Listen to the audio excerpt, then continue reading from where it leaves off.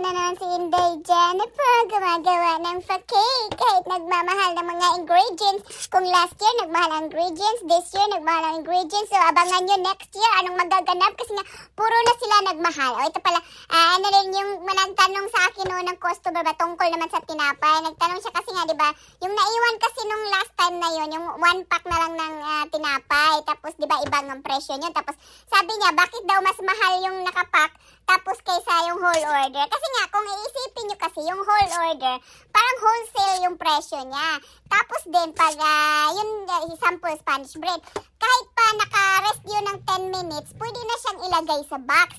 Kaysa nung naka-plastic siya, kailangan nga mo talagang hintayin na fully cold para ilagay mo rin sa plastic. Pero kung minsan din kasi may half order lang din kasi, kung iisipin, kung yun lang ang order that day, kaya iba din yung presyo, yung naka-plastic ko, iba yung presyo kaysa yung mag-ano talaga ako na nasa price list ko talaga, iba ang presyo din yun yung half. Mas medyo mura din yung binigay ko na naka-plastic kaysa kung kayo din ang mag-order ng may half. Kasi iba yung pa-presyo. Kasi sabi ko nga, malaki nga yung oven ko. Tapos pareho lang process lahat-lahat sa isang pa-order. So, yan lang ang chika ng person. Salamat sa pagtanaw. At sa nababos, mama, chup-chup mo. Enjoy. I love you all. Bye!